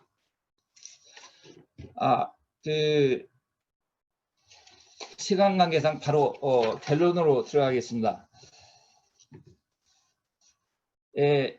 코비드19 이후 우리들의 각자 삶의 가치에서 생각해 봅니다. 각 개인의 면역력과 사회적 방향망이 굉장히 중요해졌습니다. 국가 간의 관계에서는 국경 통제와 각자 도생, 그리고 국제 경쟁력이 더욱 중요시되지만 국내적으로는 과정과 연대 수준이 높아질 것으로 예상됩니다. 따라서 행정수도 이전 문제는 국제 경쟁력 관점에서 깊은 검토가 필요하고, 반면 어차피 지속될 수밖에 없는 ODA에 대한 효과적 정책 수립을 위해서는 수원구 국민들의 마을 단위의 관용과 연대 수준을 고양시킬 수 있는 전략 개발이 필요하다는 생각입니다.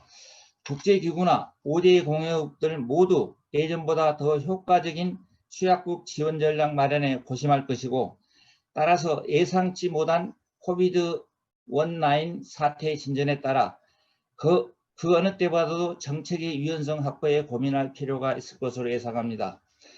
결론적으로 취약국 지원 전략으로 한국의 새마을운동에 내재되어 있던 마을 주민들의 주인의식이 바탕이 되는 마을 단위의 상향식 의사결정 방식이 지역발전 사업 추진이 더욱 필요한 시점입니다.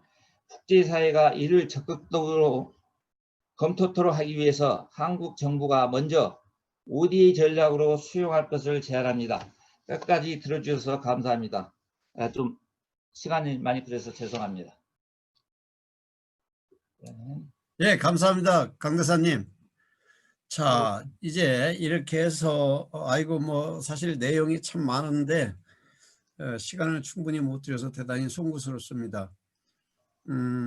일단 우리가 이제 지금 9시 9분인데요.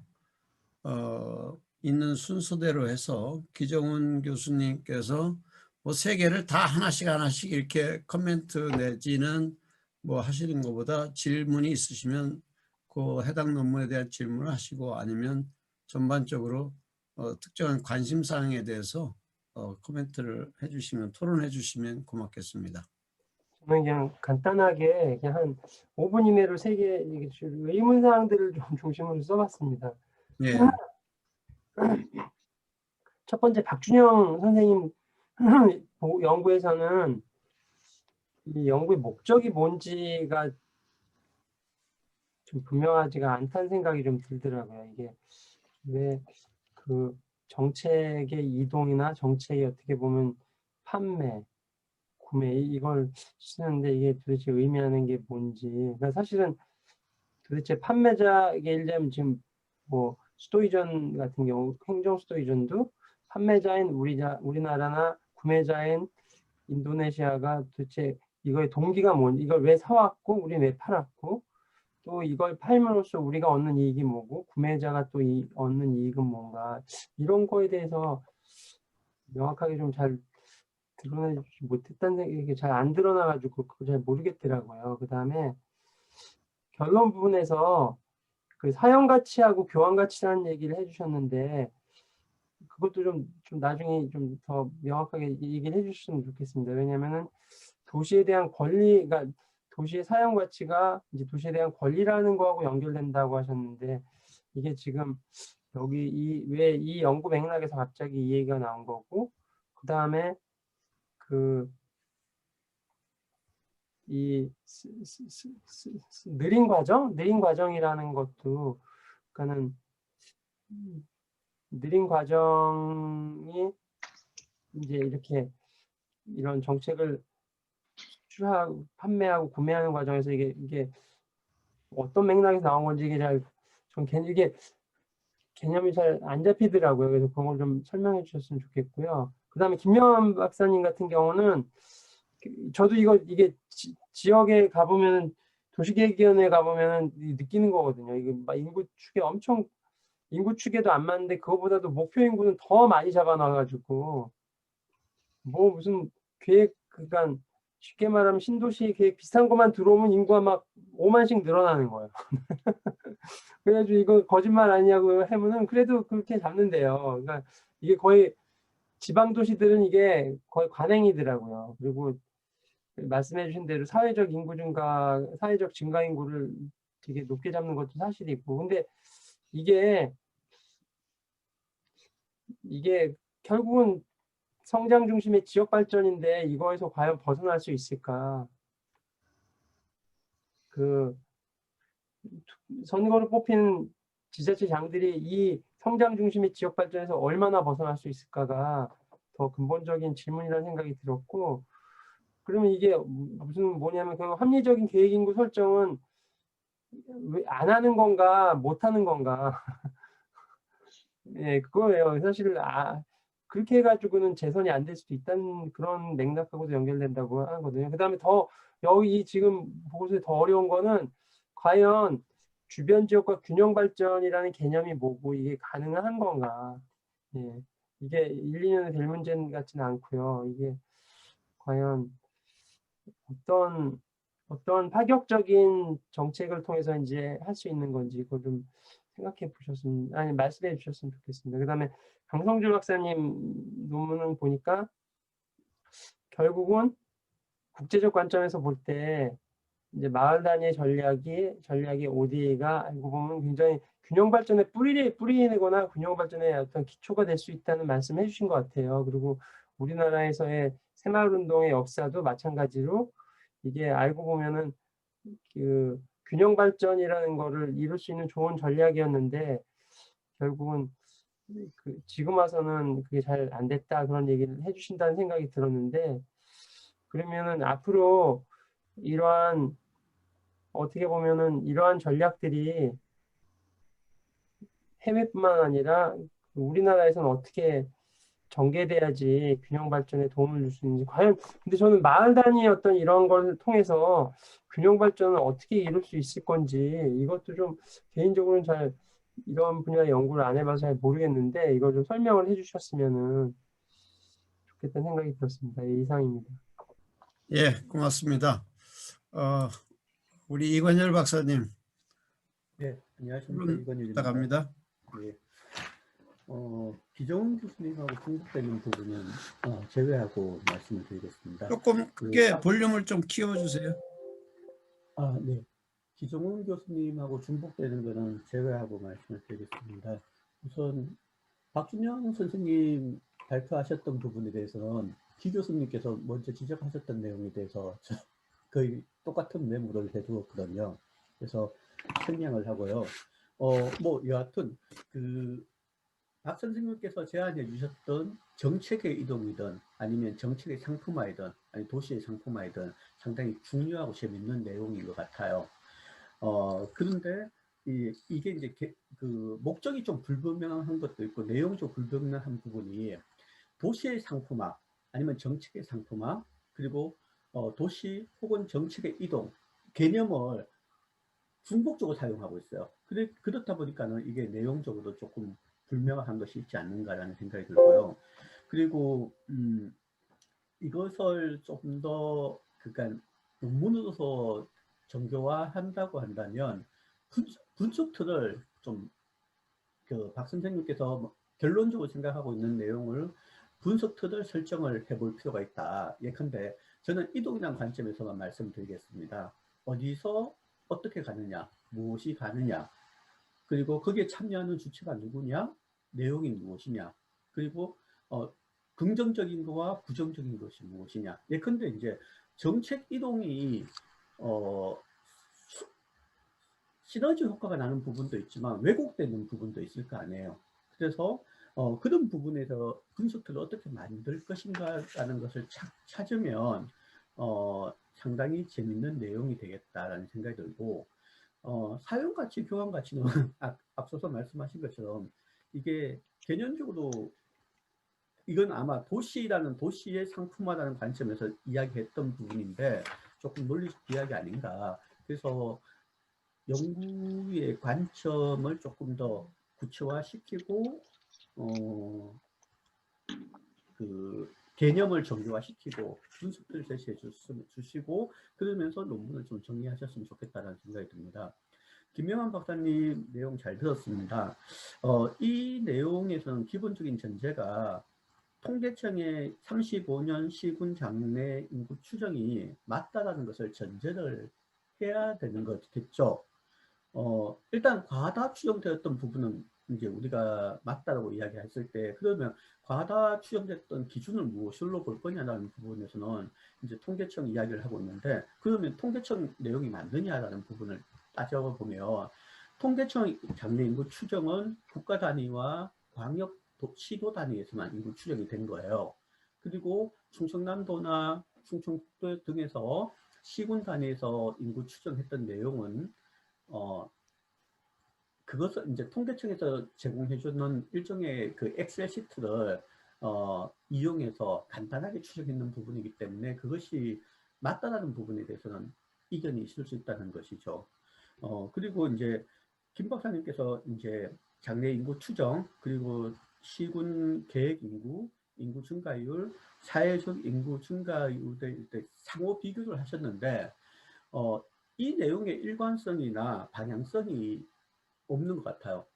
그래서 만약에 이것이 이제 합리적 시군 기본 계획을 제안한다면 장래 인구 추정과 나머지 4가지를 비교했을 때 어떤 방향성이 나타나야 되는데 방향성이 없는 거죠. 그러면 ACDH 같은 경우는 지역 간 균형 발전 전략을 했다고 하는데 또 H는 뭐 215%가 인구 과잉 추정되었고 인구 증가율은 3.85%고 F는 105.7%가 과잉 추정되었고 인구 증가율은 1.32%. 뭐 이런 내용들이 일정한 방향성이 없다 보니까는 이것을 단순하게 비교할 수 있는가라는 어떤 그런 의문이 들었습니다. 그래서 12개지만 이것이 이제 과다 추정되었다는 부분에서 우리가 방향성을 찾을 수 있는가에 대한 부분에서 조금 더 고민을 했으면 좋겠고 그리고 지금 통계청 인구는 인구 센서스 자료를 바탕으로 했지 않습니까? 그런데 주민등록 통계는 그 행정통계인 측면이 있죠. 그래서 기본적으로 행정통계가 과잉 추정되는 부분에서 두 데이터의 갭이 발생하는 부분을 어떻게 고려할 것인가 이런 부분도 좀 있는 것 같습니다. 그리고 마지막에 김 박사님께서 제안해 주셨던 게 그렇기 때문에 과잉 추정했기 때문에 국가가 중앙정부가 도시 시군 기본 계획에 대한 가이드라인을 제시하고 어떤 형태의 그 컨트롤을 해야 되는 것이 아니냐라는 거 이야기를 하셨어요. 뭐 이거는 연구 내용하고는 조금 상관없습니다만 기본적으로 그 계획이 잘 되고 잘못됐고 간에 제도적으로는 이것이 이제 계획 고건이 지방 정부가 가지고 있는 것인데 지방 정부가 잘못했다라는 부분에 대해서 중앙 정부가 컨트롤하고 할 수 있느냐. 그러면 실패하는 정책들을 계속 만들어 나간다면 예컨대 인구 감소와 저성장의 시대적 환경을 고려하지 못한 지방 정부의 도시 기본 계획들이 수립되었을 때 그 계획은 실패할 수밖에 없을 거 아닙니까? 그랬을 때 그것이 이제 자율적인 메커니즘에서 수용될 수 있는 것이 맞는 건지 아니면 김 박사님께서 제안해 주신 것처럼 계획 고건을 침범하고 아니면 좀 더 중앙정부가 컨트롤해 주는 것이 바람직한 건지라는 것에 대한 의문은 좀 있는 것 같습니다. 그리고 강성주 대사님께서 발표해 주신 내용 잘 들었습니다. 들으면서 이런 생각을 좀 했는데 저는 이제 가장 재밌게 느꼈던 이야기는 IT에서 7.5도의 지진이 2010년도에 발생했는데 그것이 이제 IT의 수도권 집중의 문제에서 발생했다라는 이야기였거든요. 그렇다면 그 이후에 ODA 추진 과정에서 보건이나 주거나 복지나 이런 형태의 내용이 아니라 IT의 분산 정책과 관련된 ODA가 있었느냐라는 부분을 관점에서 이것이 재정리되면 어떨까라는 생각이 들었습니다. 그 카랄코 인더스트리얼 파크 같은 경우는 강 박사님께서 말씀해 주셨을 때는 하향식 방식으로 이야기되었지만 이것이 이제 수도가 아닌 지방에 일자리를 만들고 조성되었다는 측면에서 봤을 때는 균형 정책으로 볼 수 있는 부분도 있지 않을까라는 생각이 들었었는데 ODA 내용을 분산이나 공동체 활성화라는 관점에서 조금 접근을 해서 좀 내용 정리가 되면 상당히 재미있는 논문이 될 것 같습니다. 공부할 수 있는 기회 주셔서 감사합니다. 예, 이상입니다.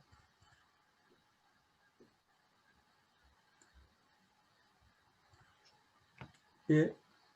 김 교수님 마이크가 네. 마이크 버전. 네. 예, 됐습니다. 음소거를 내가 이제 방해를 안 하려고 음소거를 해놨다가 우리 이제 그 기정훈 교수님하고 이관열 박사님이 이제 토론했는데 우리 김 박사님 몇 분이 또 질문도 있을 것 같아요. 그래서 우선 거꾸로 한번 해볼까요? 우리 강성주 대사님부터 한 1분 이내로 답변을 한번 부탁드리겠습니다. 예, 말씀 있으면. 감사합니다. 그 모 학회에서 11월 말쯤에 우리나라 데크 원조위원회 가입 10주년을 맞이해서 세미나를 연다고 그래요. 그래서 저는 이 IT의 우리의 ODA 경험이 우리가 그 데크 회원국이 되고 나서 정말 국제사회에 우리의 개발 경험을 확실하게 보일 수 있는 기회를 상실했다고 보거든요. 그래서 10주년이 됐기 때문에 이런 기회에 좀 IT 사례를 그런 세미나에 가서 우리가 좀 국제사회에 우리의 개발 경험을 정말 겁내지 말고 본격적으로 한번 좀 해야 되지 않느냐, 그런 주장을 하고 싶은데 우리 교수님들 보시기에 제가 발표한 내용이 좀 타당성이 있는 건지 일방적인 주장인지 좀 알고 싶습니다. 네, 뭐 하여튼 알겠습니다. 제가 이제 저기 하고요. 그 다음에 두 번째 발표했던 우리 김명환 박사님. 네, 일단은 뭐 기정훈 교수님 그 질문 혹은 코멘트에 대해서 먼저 제 의견을 먼저 말씀드리겠습니다. 뭐 말씀하신 것처럼 선거를 통한 자치단체의 장의 그런 의지가 굉장히 좀 강하지 않냐. 이거는 뭐 저도 이제 공감을 하고 있고요. 근데 다만 이제 제가 이제 말씀드리고 싶은 것은 이런 계획 인구가 이제 결국에는 이제 전국의 그런 뭐 모든 지자체가 계획 인구를 과도하게 산정하는 이유는 결국에는 이제 토지 이용 계획 때문에 계획 인구를 산정하고 있거든요. 그렇기 때문에 이러한 연결고리를 이제 좀 어떻게 끊어주고 이런 그 토지 이용 계획을 좀 합리적으로 좀 이제 수립할 수 있도록 이제 제도적 그런 지원이 좀 필요하지 않나라는 생각을 하고 있습니다. 그리고 두 번째 질문 같은 경우에는 지역 간 균형 발전 이 과연 가능한가라는 그런 말씀을 주셨는데요. 물론 이제 쉽지는 않은 것 같아요. 제가 볼 때는. 그리고 제가 이제 그 연구원에서 이제 일을 하면서 이제 여러 가지 이제 전국의 많은 지자체의 도시군 기본 계획을 이제 보면 이제 예를 들어서 인접해 있는 A라는 시와 B라는 시의 그 계획을 살펴보면 모든 그런 인접해 있는 지역에는 모든 지역은 다 주변 지역에서 자기 지역으로 인구가 유입될 거라는 가정으로 계획 인구를 좀 이제 과도하게 산정을 하고 있거든요. 그래서 가능하다면 이런 뭐 인접해 있는 뭐 예를 들어서 생활권이 비슷한 지역의 A라는 시와 B라는 시가 뭐 같이 계획 인구를 뭐 수립을 한다든지 혹은 뭐 그런 좀 더 합리적으로 어떤 인구가 어떤 지역으로 좀 더 빠져나갈지에 대한 그런 좀 논의를 좀 같이 하는 것이 필요하지 않나라는 생각을 하고 있습니다. 그리고 이관률 박사님 의견 주신 것 중에서 이제 미래 그 장래 인구 추계가 과연 맞는가라는 그런 이제 질문을 주셨는데 정말 이거는 미래 인구 같은 경우에는 누구도 모르는 것 같습니다. 정말로. 그러니까 정말 모르는 것 같고 제가 실제로 분석해 본 결과를 보면 화성시 같은 경우에는 계획 인구를 산정을 했을 때 제가 판단하기엔 과도하지 않나라는 그런 생각이 들었는데 결국 몇 년이 흐르고 나서 보니 그 훨씬 더 많은 인구 증가율을 확인할 수 있었고요. 뭐 한 8% 연평균 한 8% 이상의 증가도 확인할 수 있었던 것 같고 뭐 그런 측면에서는 확인할 수가 없기 때문에 뭐 그렇게 볼 수도 있겠지만 이제 제가 이제 판단했던 그 근거라고 말씀드리자면 계획 인구의 그동안 달성률을 제가 여러 선행 연구를 통해서 확인해 본 결과 그동안에 뭐 예를 들어서 2020년도, 2025년도, 20년도에 과연 얼마나 계획 인구를 달성했는가를 봤을 때 상당수가 이제 대부분이 이제 과대 추정을 했다라는 그런 연구 결과를 바탕으로 이제 그 근거로 이제 제가 연구를 이제 시작했기 때문에 이렇게 이러한 뭐 분석 결과들을 좀 단순히 나열했던 것 같습니다. 이건 좀 보완이 필요한 것 같고요. 그래도 큰 흐름에서는 그래도 이제 제가 이제 말씀드리고 싶었던 거는 여전히 그래도 이제는 뭐 인구 감소 저성장 시대라는 그런 큰 흐름이 도래하고 있음에도 불구하고 여전히 그래도 과대 추정을 하고 있지 않나라는 그런 차원에서 그 연구를 수행했다는 점을 말씀드리고 싶고요.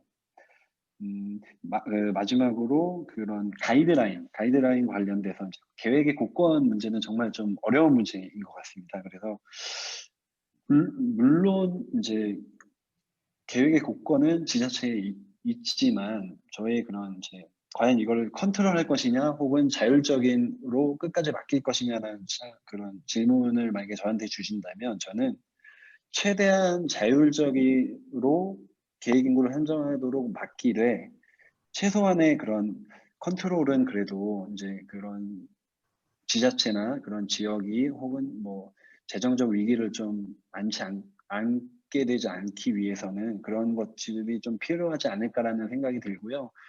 마지막으로 이제 한 말씀 드리자면 경기도 같은 경우에는 도시군 기본계획 수립을 할 경우에는 가이드라인을 제공을 합니다. 그러니까 이 가이드라인은 딱 한 가지인데요. 외부 유입률입니다. 그러니까 예를 들어서 A라는 시는 개발 사업은 외부 유입률 몇 %, 토지 주택 사업, 주택 개발 같은 경우는 외부 유입 몇 프로 이렇게 해서 경기도의 모든 시군에 대해서 이런 외부 유입률 가이드라인을 제시를 함으로써 최소한의 그런 컨트롤을 하고 있다라고 말씀드리고 싶습니다. 예, 이상입니다. 예, 감사합니다. 끝으로 우리 박준영 선생님 답변 내지는 뭐 말씀하시죠. 네, 조언과 그리고 질문해 주셔서 감사드리고요. 제 논문과 그리고 오늘 발표에 있었던 부족한 부분들을 지적해 주셨던 것 같습니다. 우선 먼저 첫 번째 그 주신 질문들을 답변을 드리자면, 연구의 목적은 제가 그 연구를 진행하는 과정에서 좀 수정이 돼서 아무래도 그게 제대로 다 전환되지 않은 것들이 발견이 돼서 좀 명확하게 드러나지 않은 것 같습니다. 처음에는 제가 그 정책 이동 과정에 집중해서 그 정책 이동 과정에서 드러나는 다이나믹스를 좀 분석을 하고 싶었는데, 오히려 그 다이나믹스는 그렇게 구체적으로 드러나지 않고 문제점이나 비판할 지점들이 많이 드러나면서 제가 오히려 이 상품화되는 것에 대한 문제점을 지적하는 쪽으로 수정을 했는데, 그런 것들이 잘 반영이 되지 않은 채로 그 논문을 작성하고 그 발표를 하게 되어서 아마 그런 부분에 대해서 지적을 해주셨던 것 같습니다. 이 부분은 제가 나중에 더 보완을 하도록 하겠습니다.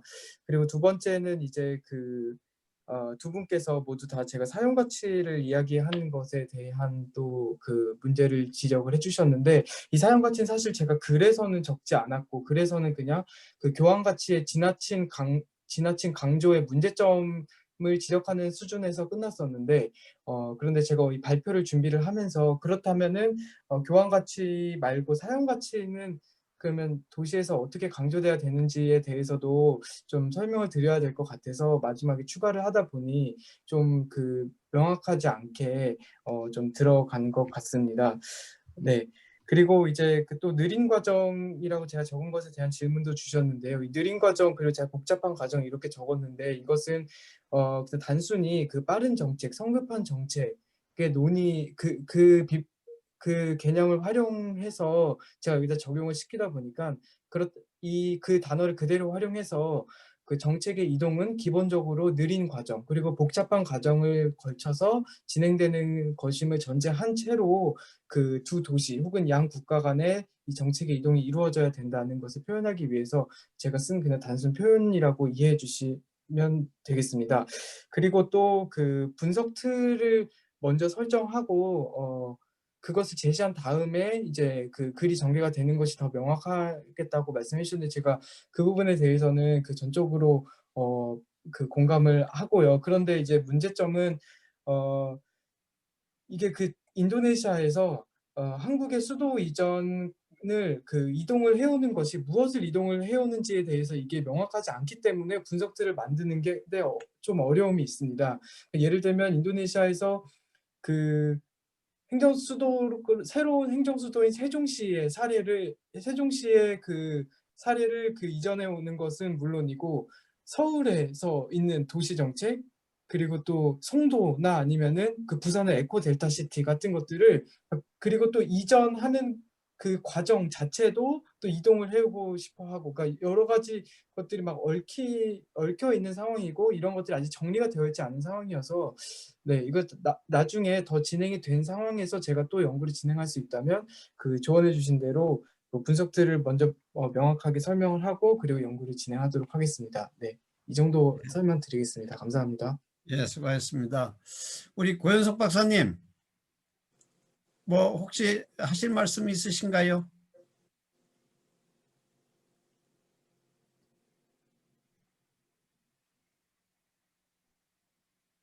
저 마이크가 꺼져 있는 것 같은데요, 조현석 박사. 조현석 박사님, 예, 교수님 안녕하십니까? 예, 하실 말씀 있으신가요?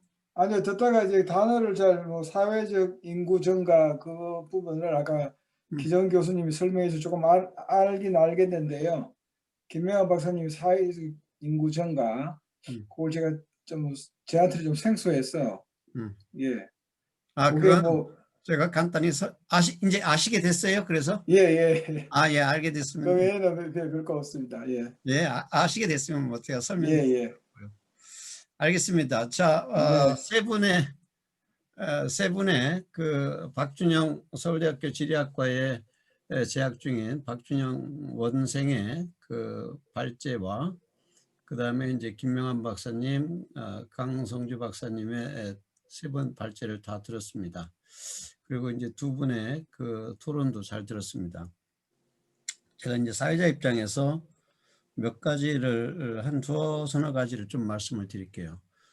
첫째는 우리가 글을 쓴다는 것은 뭘 의미하냐면 우리 머릿속에 있는 생각을 공유하는 겁니다. 공유하는 거기 때문에 그것이 이제 뭐 글로 쓴 뭐 신문에 있는 거든 아니면 논문이든 우리는 이제 사실 아카데믹 페이퍼를 얘기하는데 그 아카데믹 페이퍼에서 공유를 하기 때문에 상대방이 알아듣는 용어와 상대방이 이해할 수 있는 개념을 사용해서 이제 논문을 발제하게 됩니다. 그리고 우리가 논문을 쓴다는 것은 로직, 언어와 언어들의 연결고리가 이어지고 그것이 의미들이 있어서 의미의 내포와 외연이 함께 공유될 때 제대로 된 이제 논문이 나오게 됩니다. 왜 이 얘기를 하냐면 우선은 박준영 원생은 이제 지금 배우는 과정 중에 있고 그런 의미에서 좀 더 용어를 내가 무엇을 설명하려고 하는지 그 설명을 하기 위한 가장 적절한 어휘가 무엇인지 그 어휘가 가지고 있는 의미체 그것은 과연 무엇인지를 따라서 논리 전개를 할 필요가 있다. 그래서 아까 우리 이관열 박사님이나 우리 이제 기정훈 박사님이 말씀하신 것 중에 소위 리서치 프레임워크 논리의 어떤 틀을 구성해서 뭔가를 끄집어내서 이렇게 좀 풀어 헤치는 것이 더 필요할 것 같다는 얘기를 하신 것으로 그렇게 이해하시면 될 것 같고 그래서 자칫 그런 엄격한 데피니션이 없는 용어들을 함부로 나열하게 되면 언어의 현란한 기술이 나올 수는 있지만 실제로 읽는 사람은 혼란스러울 수 있다. 그런 점을 염두에 두실 필요가 있겠다. 그리고 이거는 우리 이건 뭐 마이너 할 수도 있고 아주 저기 할 수도 있지만 김명환 박사님에게도 추정입니까? 추계입니까? 우리가 인구를 추계한다라고도 얘기하고 추계치 그리고 추정치 이렇게 얘기를 해요. 근데 네네. 이제 발제하다 보면 그것들이 이제 혼란스럽게 나올 수도 있는데 그 추계와 추정이 다르다는 건 아시죠? 예. 예. 우리가 통계청 홈페이지에 가면 인구 추계값, 추계라는 용어를 쓸 때와 추정이라고 할 때의 용어가 다르다. 그걸 네. 엄격하게 구분해서 쓸 필요가 있겠다라는 말씀을 제가 드립니다.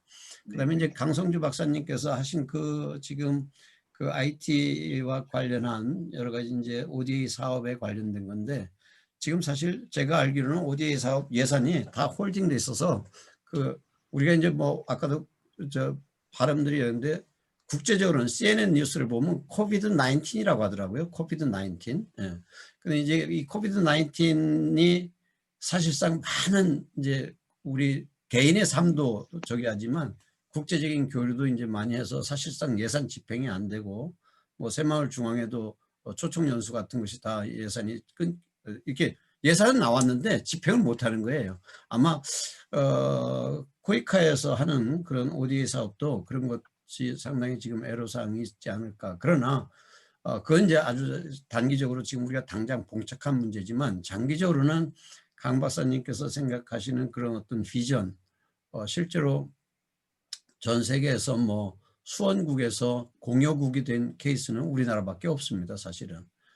그런 의미에서는 이런 개발도상국이나 또 경제적으로 취약한 그런 국가들에 대한 소위 이제 여러 가지 ODA 사업, 무상 원조라든가 또는 뭐 유상 원조 이 두 가지를 다 겸해서 우리가 할 필요가 있죠. 실제로 우리가 그 ODA 사업과 관련한 국무총리실의 위원회도 있고 그렇기 때문에 강 박사님께서 생각하는 그런 비전들은 이제 뭐 강 박사님이 하셔도 좋고 후학들이 또 용기를 내서 하면 훨씬 더 우리나라 국가 위상도 높아질 뿐만 아니라 상대국에 대해서도 소위 어떻게 보면 ODA 패티그, ODA 트랩 이런 것들을 극복할 수 있는 그런 어떤 기회가 될 수 있겠다 이렇게 생각이 듭니다. 뭐 하실 말씀은 많죠. 지금 뭐 일찍 다들 들어왔는데 시간이 넘었습니다. 역시 온라인으로 해도 오프라인 못지않게 세미나는 늦어지면 늦었지 당겨지지가 않는군요. 당겨지지가 않아요. 여러분 수고 많이 하셨고요.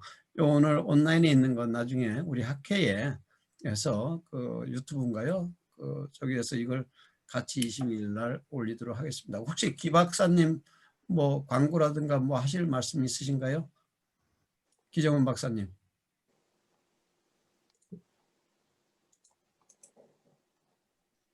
음속으로 해놔서 안 들려, 기정원 박사님.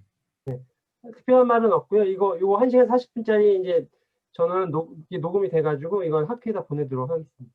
예, 좀 부탁드리겠습니다. 여러분 오랫동안 고생 많이 하셨습니다. 감사합니다. 수고 많이 하셨습니다. 박수 치고 끝내겠습니다. 감사합니다. 감사합니다. 수고 많으셨습니다. 교수님. 수고 네, 많으셨습니다. 수고하셨습니다. 발표하신 분들 밑에 있는 고생하셨습니다. 걸 나가기를 하면 됩니다. 네, 종료하겠습니다. 이제 녹음을. 예. 예, 기 교수님 고생하셨습니다. 나가겠습니다. 감사합니다. 아, 네, 조 박사님 고맙습니다. 반갑습니다.